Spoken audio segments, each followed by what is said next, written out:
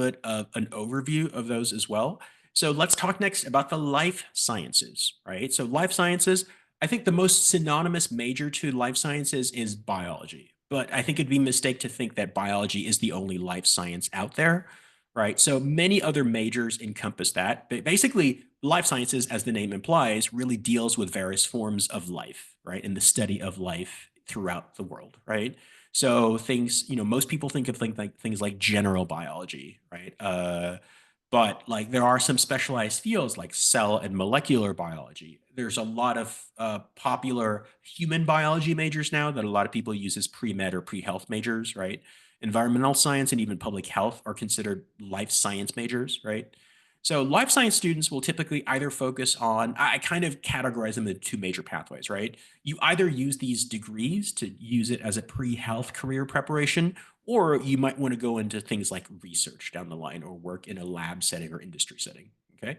So majors like biology can be really quite competitive and harder to get into precisely because a lot of people use it as like the de facto pre-med major, right? So when people think, oh, I'm going to be a doctor, almost always the first major that comes into mind is major in bio because let's face it, when you're in high school, that's the most relevant course, right?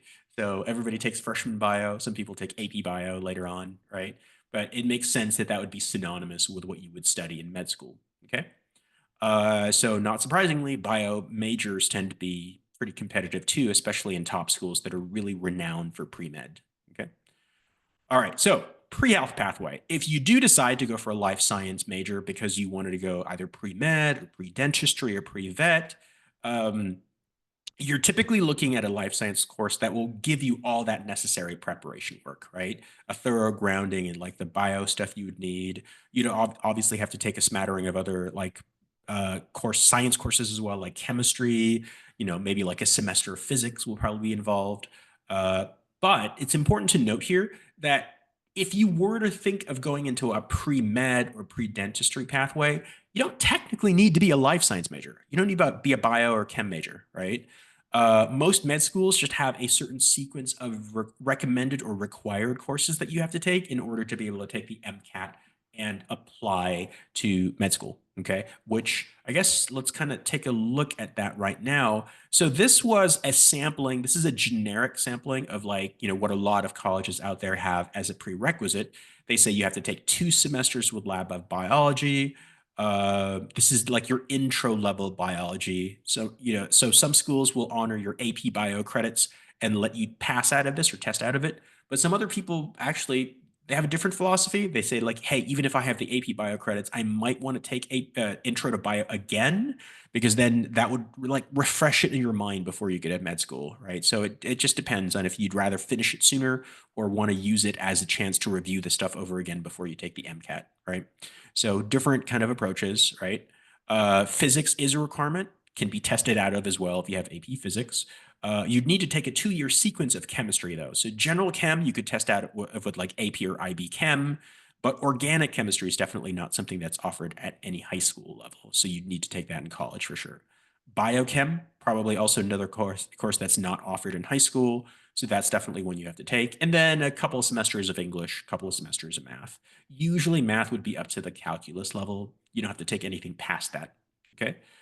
Many schools are now also requiring social science classes like psychology and sociology. Stats may also be required, right? So your mileage may vary. Check the different med schools down the line. But in general, if you have a coursework like this, you can theoretically be any major. You can be like a history major and be pre-med.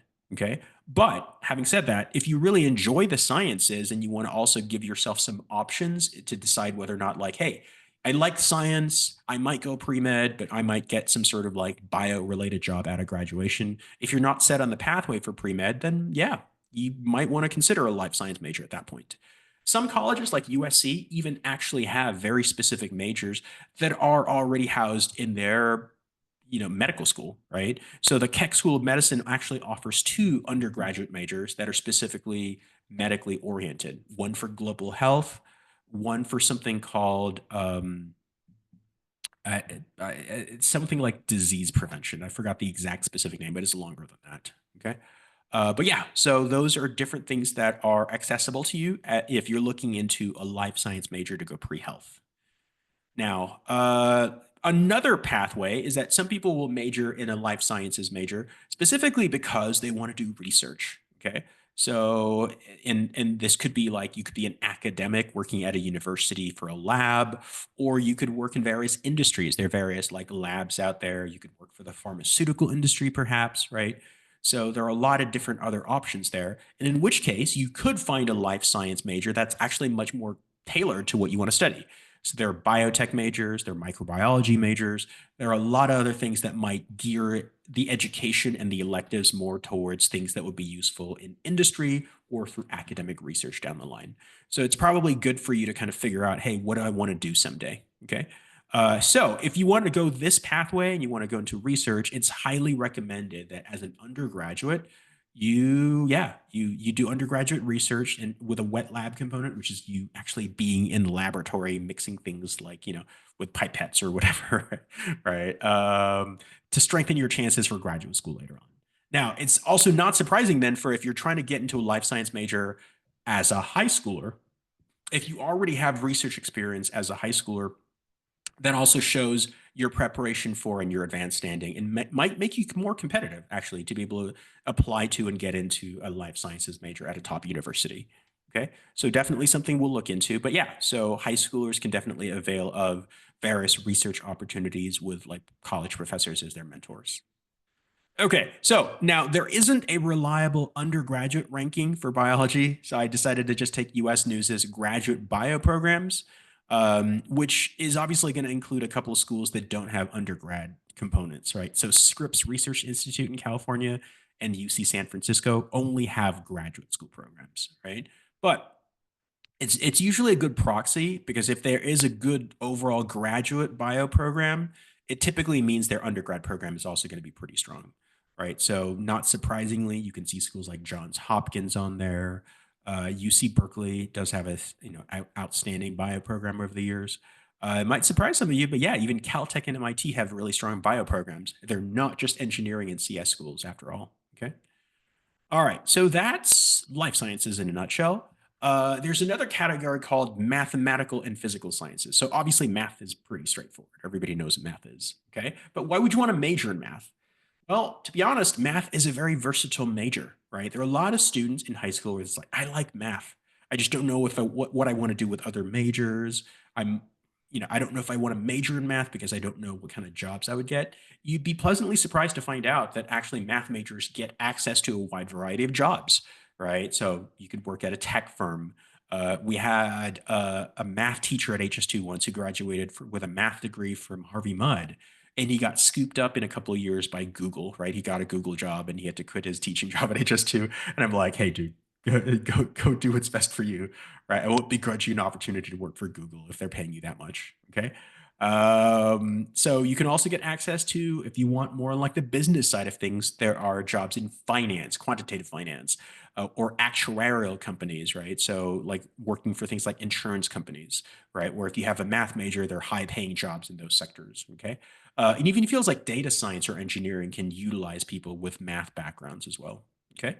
So students who love math in high school can be reassured that, yeah, there are plenty of opportunities for math majors out there. It might even be a surprise for some of you to find out that law school, there's actually a high proportion of math majors who end up in law school relative to other majors, right? And the reasoning for this is that math is a really good training, not just for to take the LSAT, which is the test, the law school entrance exam, but law schools typically train students to think very logically, right? That's one of the key attributes they're looking for, and obviously they're also looking for people who write well and who can articulate themselves. Okay, but at least the very logical part of things, math majors excel at that, right? So their training in terms of the coursework can prepare them to think in a logical fashion that is expected by law school. So yeah, I mean, I've known a couple of people who were math majors who ended up going the law school route, and yeah, they were very happy with it. Okay, so it could be that you could look at math as a preparation too for other fields instead of just looking to do math your whole life. Okay. All right. So next up, what are physical science majors? Let's talk about this for a little bit. Okay. So physical science majors cover fields like physics and chemistry. Okay. Like the life sciences, they can be used as a pre-health or pre-med preparation, but they can also be used for research or industry positions. Okay. This is an interesting tidbit. So recently, like as of last year, the UC's made available their specific acceptance rates for freshmen based on different fields, not like very specific majors, but the physical science sort of department or category had some of the higher acceptance rates for both Berkeley and UCLA relative to other majors. So if you're thinking of a STEM major and you wanted to get into like a top UC, it might be an option, right? You could consider fields like physics or math or chemistry, right? If you wanted to try to get into a school like Berkeley or UCLA, okay? Now, you also don't want to think of it as like, well, but I'm not interested in just physics or chemistry. Physical sciences actually cover a wide array, right? So you can have fields like atmospheric sciences if you're interested in like things like climate change and global warming, astrophysics, material sciences if you want to develop things like polymers or new plastics. Oceanography and geology are just some examples of what you can do under the umbrella of physical science. Okay. Right. What are the job prospects like? Pretty good, to be honest, right? So, Bureau of Labor Statistics say that median salary you're looking at about like 79K. So, you can actually get pretty good jobs with an undergrad degree in a physical science major. However, I think long term, if you're looking to sort of have similar comparable salaries to like doctors or lawyers, you might want to go the PhD route. Okay. So, get a good research position, try to get into these, and then obviously, if some people will go the PhD route, and if they have some like amazing discovery, and they could parlay that into like maybe starting their own, like science or tech startup based on that, right? That's a pathway that I've heard a lot of people doing. Okay. So, but even as undergrads, there are a lot of jobs that in various sectors, from analyst positions to jobs in the like the pharma industry, you can use chem majors for sure, right? So yeah, overall, the job prospects, if you're thinking of a physical science major, still pretty strong overall. Okay. So I didn't want to go through every single major, but I wanted to give you a snapshot of which schools are good at math, for example, right? Still some of the same colleges. There are a couple of new ones on there though, right? So U Chicago pop breaks the list here. So does UCLA. NYU is actually a surprising kind of like top 10 inclusion here, right? So yeah, if you are thinking of a math major, right, these are some of the best schools for that particular kind of like field. Okay, so these are the more traditional fields, but there are also a lot of emerging new interdisciplinary majors that are STEM based. Okay, so if you didn't want to be pigeonholed to one of these traditional majors, there are a lot of emerging new options. Bioinformatics is basically like data science and coding, but you're using it in a bio setting. So that if you want to use things like algorithms and use software and code to help sort of like find like genomic sequences to help like find a certain cure to a disease, bioinformatics could be your thing, right? We've already talked about cognitive science, but there are also emerging fields for things like computational biology, UX/U design, and cybersecurity, right? So there are a lot of majors that take all these different elements we've talked about and combine them to new and unique majors, right? There are also some schools that will offer you the chance to sort of customize your own major. So you can just find an interdisciplinary major and declare your own major if you wanted to find some new and unique combinations of these things. Okay. So the key then is to just check your colleges on your list to try to see if there are any of these new, I guess, combinations or hybrids of fields that you're interested in to find, like, customize it based on what you actually want to study someday. Okay. So yeah, that's a broad sampling there. So I next want to talk about like what things can you do to be competitive for these majors? Because I've already maybe scared some of you by talking about how hard it is to get into these colleges that have for STEM majors. But let's talk about some of the things you can do that I've seen as traits or sort of like I guess common threads. Let's call them in terms of the students that I've seen get into top colleges for STEM majors. So one is to obviously take challenging STEM classes, right? This is a must, right? So you're not going to get into a good college for a STEM major if you're consistently ducking the hardest math and science classes at your school. So take the most rigorous honors or AP or IB classes you can and aim to get straight A's, right? That is probably priority number one, to be honest. Okay. So, however, this doesn't mean you should just be a specialist. You should also still take challenging English and history classes. But if you needed to sort of like sacrifice or kind of like maybe go easier on one of the categories, then yeah, sure. It'd be easier for you to sort of like downgrade or scale back on a harder English or history class as long as you keep the rigor up for, like your math and science classes. But if you can handle it, yeah, sure, the top colleges out there, like the Harvards and Princetons and Stanfords of the world, would definitely expect you to get straight A's and still take the hardest classes available for English and history and math and science as well. Okay. So more advanced students will most likely want to supplement their school curriculum with outside classes, right? So taking more advanced college level courses, right? Taking like coding classes or engineering classes, or even taking those aforementioned like organic chemistry or biochemistry classes if you're thinking more of life sciences, right? So you can either do that by taking something like an online college course during the school year, or during the summer, you could take advantage of things like pre-colleges to be able to take classes at certain universities and like see what it's like, to sort of like be a residential student in those colleges, right? So you could take them either online or, I mean, you can even take classes at a local community college. Those are all viable options for you as well. Okay. So you could even self-study for courses through platforms like Coursera just to show your interest in and your growing sort of like advancing skill sets in these particular majors, right? So, for instance, right, Coursera has coding classes for a programming language called R. So, if you're interested in doing natural science research and working with a bio professor, surprisingly, it helps to have a coding background, right? Because a lot of bio and life science research things with a wet lab will want interns who have some sort of coding language, who especially know R programming in order to be able to help them with their research, right? So this is one of the entry points where a high school student who may not necessarily have the same level of advanced science coursework as an undergraduate, or even, of course, especially a graduate student, can still be of use to a research team or a lab, right? So a little bit of a coding background is actually even like in demand now, even if you're going to go for a life science or a physical science, right? So things to keep in mind, right? So a lot of these like STEM fields have sort of like overlapping skill sets, let's just say. Okay. All right. So have relevant STEM clubs and activities. You're obviously not going to impress any top colleges if you just have the grades, right? So I would recommend at least one or two school-based clubs where you show your interest in your major, right? So find clubs or activities that are tied into your major. So like obviously robotics makes a lot of sense if you're going for engineering. There are various coding clubs, obviously, if you're interested. Like there's tons. Every high school has a machine learning or AI club, for example, right? If you're interested in natural sciences, like a Red Cross Club or Future Doctors or Future Physicians of America or something like that, there are clubs like that that you can find that are related to whatever, like STEM major you're thinking of. If you excel at it and you're interested in it, you can also look to try to see if you can do well doing competition type activities. So for computing Olympiad, for example, so people can do really well who do really well can sometimes hit even like as high as like gold level for USACO or like platinum level. Even I've had a couple of students in the past who are platinum level. Okay. For math, obviously there's the AMC competition. You can qualify for Amy. Yeah, so there's tons of options for that. You can even be part of the USA Math Olympiad team if you're really that good at math.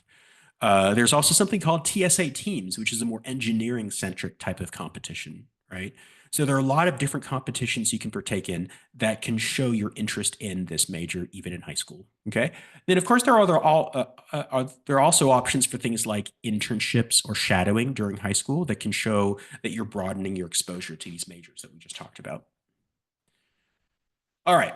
Next up, during the summer, which obviously it's already May, so many of you probably already have summer plans. What are some options that you can look to try to take advantage of or avail of? Right. So top STEM programs do want to see that students challenge themselves during the summer by participating in competitive summer programs. Okay.